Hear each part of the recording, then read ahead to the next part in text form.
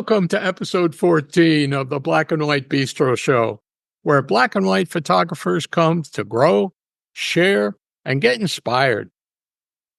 I'm the creator and host of the Black and White Bistro Show, DavidLPayne, and we're proud to introduce you to a very special black and white photographer who makes his home in the UK. Now, black and white enthusiast photographer, Matthew Kennerley. Hello. I'd like to say a huge thank you to DavidLPayne for having me on Black and White Bistro today, and for all that he's doing for the black and white photography community. My name's Matthew Kennerley. I'm from Warwick in England, close to Birmingham. The type of photography I shoot is generally street, but I also do some architecture work and some close-up detail shots, but basically anything that takes my eye. I'm an amateur photographer, so in my day job, I work for Aston Martin as a clay sculptor.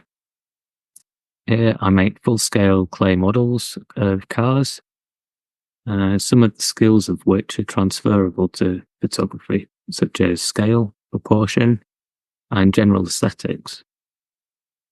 Over the years, I've had many different cameras, point and shoot, SLRs, APS-C, full frame, film and digital. Some of the cameras of which actually put me off photography for a short time, 10 years actually. And I've only recently got back into photography about 3 years ago. I wondered which camera would suit me best. I wanted something that would be creative, something that I wanted to hold. And something that would push my creativity that next step, something which colour photography didn't really do for me. The result of that was that I chose the Leica Q2 Monochrome. It's an object that I never want to put down, and I take it with me wherever I go. I do like to travel. Many thanks, my friend.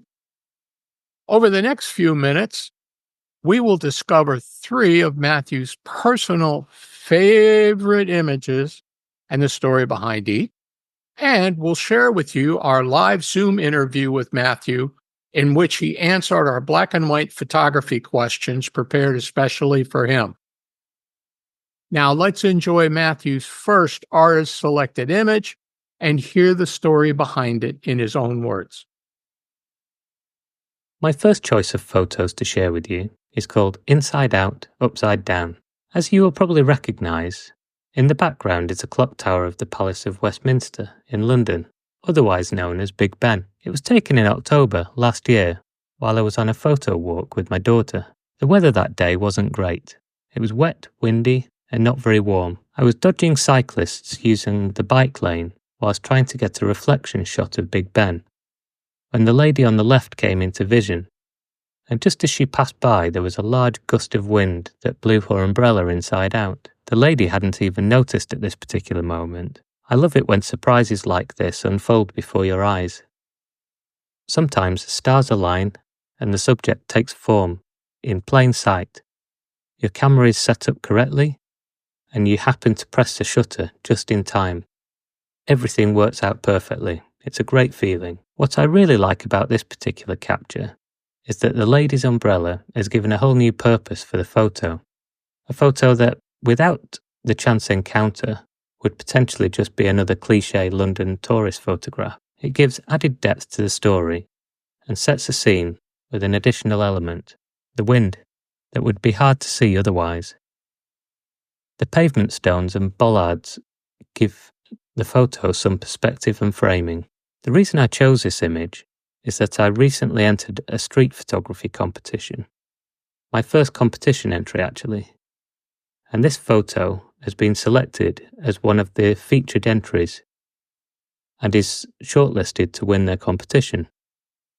I'm obviously really proud and excited about it, especially as it's currently being displayed in the competition host photo gallery for everyone to see.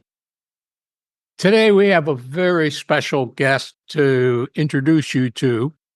It's Matthew Kennerley, coming to you from the UK, a fellow black and white photographer. Matthew, good day. How are you today? Hi, Dave. Yeah, I'm great, thank you. Thanks for having me on Black and White Bistro. Hey, we're glad to have you on the show. Thanks for taking the time. Tell us a little bit about your photography journey, Matthew, and how and when did you decide to go into black and white photography? My personal uh, part of the journey was when I took a photography course at college. Um, they they explained how to use an SLR camera and all the manual settings. We had a dark room to use for processing our own film. Wow. It's such a great journey, an experience to be able to learn and to manipulate photos as well. And yeah, that sort of started me on a journey of my own. I bought a couple of semi-professional cameras. They were fixed lenses, 'cause they were a bit more affordable, um, and yeah, that sort of set me up for what was to come. The first semi-professional SLR I bought was a Sony DSC F717, which um, it had great picture quality, had a really great feel to it, but unfortunately it got stolen on holiday. Oh, um, yeah. So I then went on to buy a replacement camera, which was another Sony. It was a DSC R1, which was its replacement.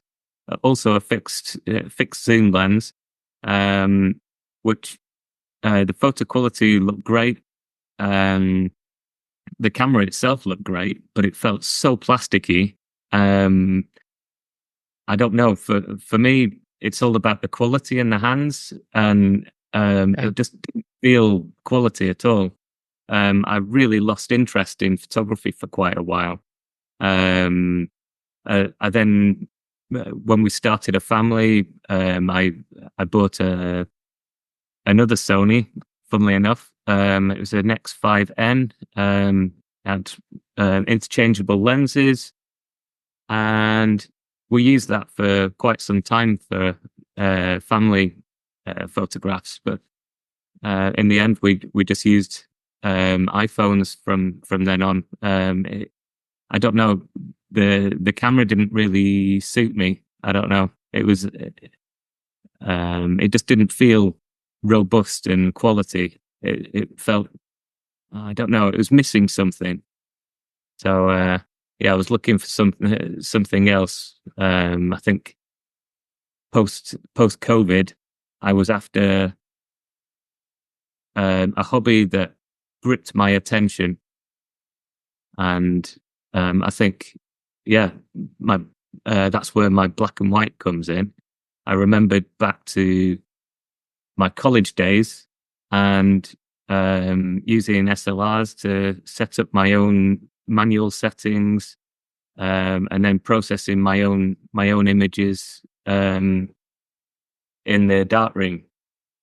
For black and white photography, a lot of the folks that I share ideas with and talk about always are telling me that there's two or maybe three black and white photographers who really influenced them.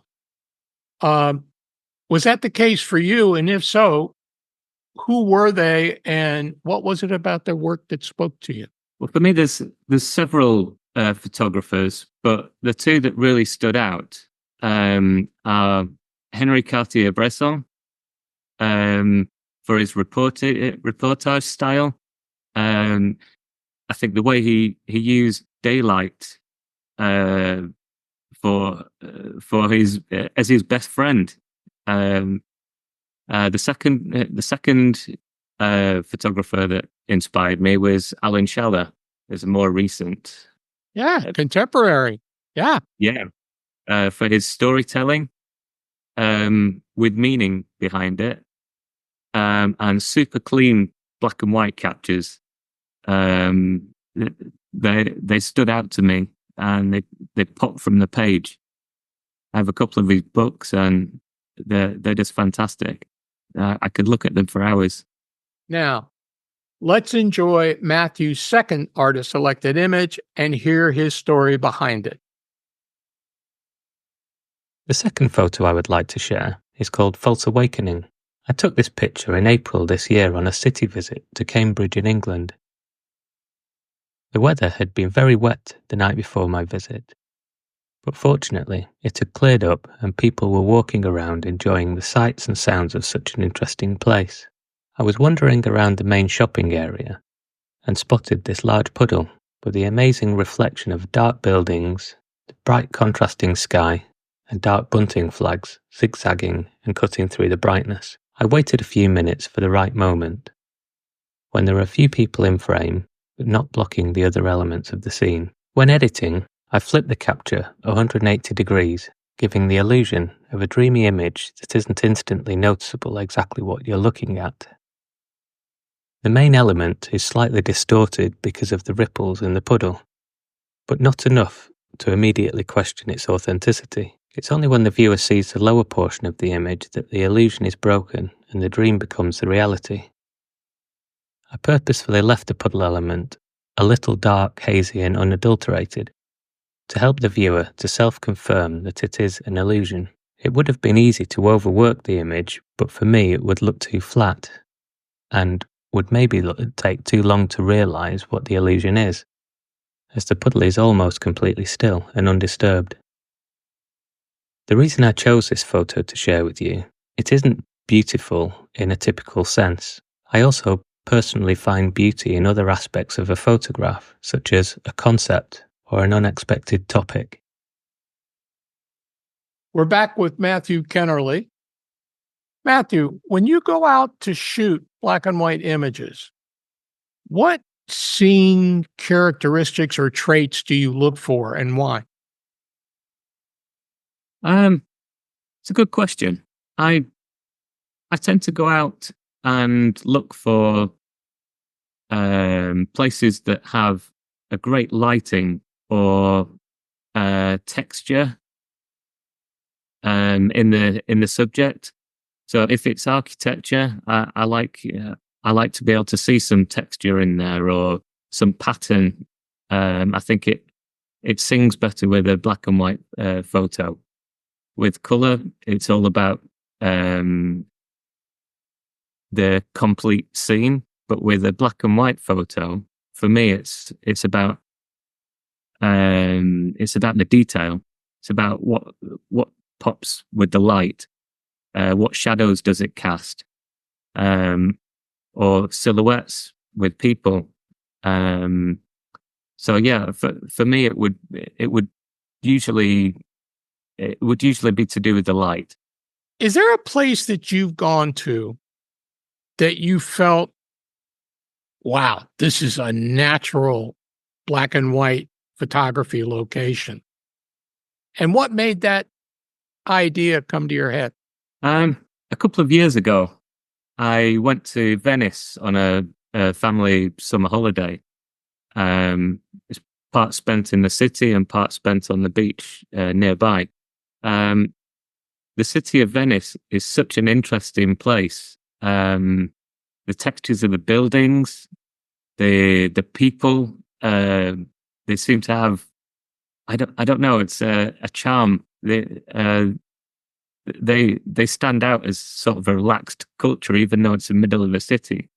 And for me, it's the water of the canals that sort of surround the city. The reflection shots you can get, fantastic.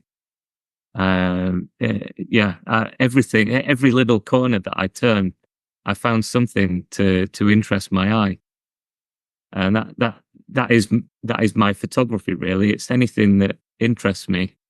So whether it's street photography, architecture, or little detail shots, there's just so much of interest in Venice. It might seem a little bit cliche, but depending on how deep you look into it. I think it's such an interesting place. It's a romantic place as well. So for street photography, it can really play into your hands. Wow, I'm going to have to add Venice to my bucket list. It sounds like it'd be terrific. Yeah, I've been a couple of times now, and it's never failed to surprise me with what it holds. It's great. Interesting. You went back to that place. Did you see it the same on the second time as the first, or did you see it with different eyes? Well, the first time I went, I think photography wasn't my. I stopped photography for a while, just because of family life. Life got in the way. I don't know, but the first time I went, it was for a bit of a fleeting visit. I was visiting other places in Italy as well. Whereas the second time, I went intentionally to experience it in a different perspective. I took my black and white camera with me, and from what I'd remembered the first time round, I visited those and then a lot more places as well. We went to Burano and Murano, which are some of the most colourful places on the planet. And my wife was saying, "Why are you taking a black and white camera with you to the most colourful place on the earth?" And my response was, "Well, why not? I've never seen photos taken from there, but maybe there's a reason for that. But maybe there's something to discover there as well." One of my favorite shots I took in Burano. It was down a little side street, and there was a beautiful house that was backing onto the water, looking out to Venice. It had so much texture to the building. The light was absolutely amazing, and I would never have got that if I hadn't have taken my black and white camera. So, Wow. Now it's time to look at Matthew's third artist guest selected image and hear the story behind it. The last photo I would like to share with you is called I Spy. This was taken on the same day as Inside Out Upside Down, on a day trip to London. After a busy day wandering around the city street, my daughter and I got on a tube train in the underground to begin our journey home. We sat opposite this family of 3 characters, and as soon as I saw them, I set about planning my candid capture. As I was setting up the camera's manual settings, I attempted to look as though I was flicking through the day's photos, then casually rest the camera down before taking the shot. I didn't notice at the time, but when I uploaded to Lightroom to edit, I saw the mother knew exactly what I was up to. It's interesting that the 3 family members have the same facial expression, and that the parents are leaning inwards towards their resting daughter. The unrelated man to the right seems uncomfortably close to the father and facing away in mid-conversation with a friend out of frame, but with a totally different facial expression. I like the way the daughter's hands are held and lit. They remind me of something Leonardo da Vinci would have painted in one of his Renaissance-era masterpieces. Mostly, though, I love the way the mother is looking directly at the camera with one beady eye. I chose this photo because I enjoy the reactions and natural behaviours of people when taking candid captures. I find that sometimes, if you set up or stage a photo, it can result in an unnatural expression or the fake smile, which is nice as it is for a family photo. It doesn't see the soul of an individual. We're back one more time with Matthew Kennerley. He's got me wanting to pack my bags and go to Italy and Venice and Verano. But besides that, one final question for you, Matthew. You've come a long way in your photography journey, in particular your black and white. What does your future look like for black and white photography? What are the opportunities you want to do? Oh, another good question. I plan in the near future, maybe not so near, to build a light box of my own and a small darkroom area, and start to develop images of my own. I know Paul on a couple of episodes back was saying about platinum palladium printing, and that really sings to me, because I have an interest in modern contemporary mixed with traditional styles. And for me, digital photography, it's not often crossed into a traditional developing method. And that interests me quite a lot. I'd also like to maybe try Leica M camera with the rangefinder. That fascinates me. Maybe that would allow me to slow down a bit and enjoy photography even more. Yeah, my Leica Q2 monochrome, it's not a rangefinder per se, but that's really led me to slow down and focus more on the making of a photograph as opposed to just snapping an image. That's also why I chose a Leica Q2 monochrome. The way that you take a photo, it's intentionally black and white. You don't have an option for choosing color or switching it later. You're forced down a certain path, and for me that's quite interesting. It's an intentional, creative photo. Interesting. Yeah, I love the way you said that, because when I explained to my wife that I was going to get the Q2 monochrome and that it only shoots in black and white, she was like, "Why are you going to give all the color up?" And at the That's a time, question. yeah, at the time, I could understand her question, but the more I use it, I don't feel like I gave anything up. I feel like I've discovered a connection, both with me personally and with some of the great black and white artists of the past. So black and white photography is an ongoing journey, but I really see things in a different way. Even when I'm just walking down the street, maybe I don't have the camera with me or have it out, but I'm looking at shapes, textures, light, shadows, a mother talking with a child on the street. So I just see things differently.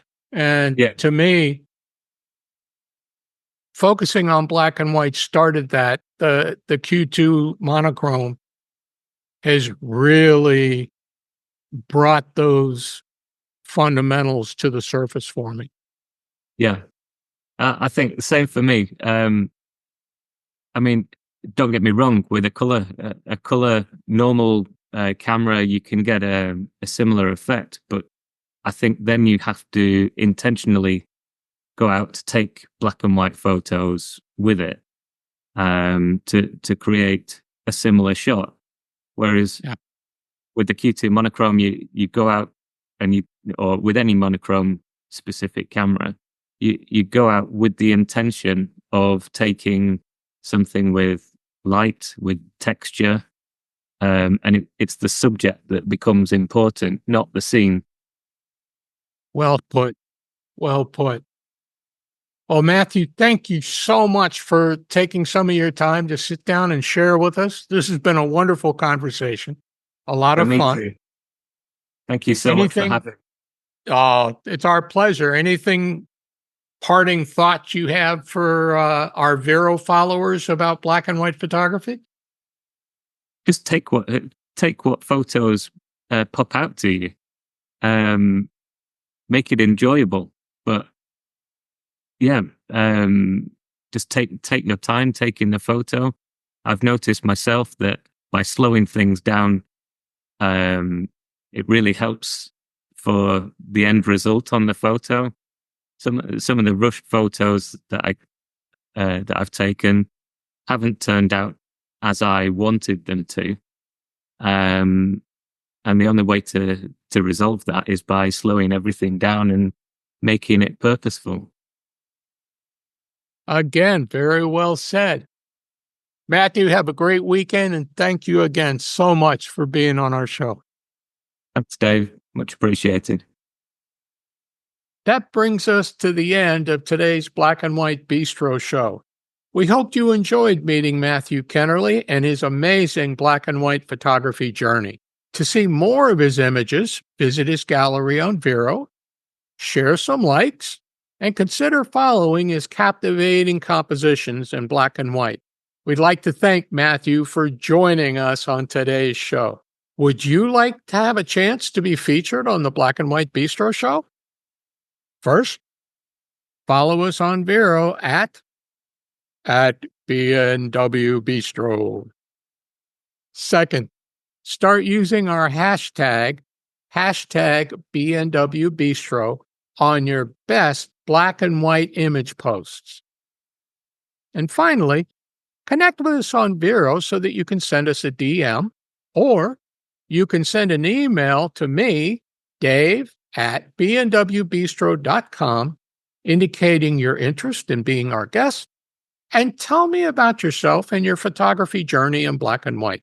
If you enjoyed today's show, make sure to mark your calendars so you don't miss episode 15, coming exclusively on Vero on September 28th, when we will present another special guest artist from the Vero Black and White Photography community.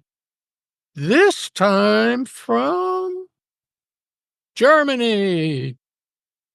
And don't forget, if you're not shooting in black and white, you're only seeing half the picture. Now remember to follow us, check out and subscribe to our new YouTube channel, and get out there and create some great black and white photographs.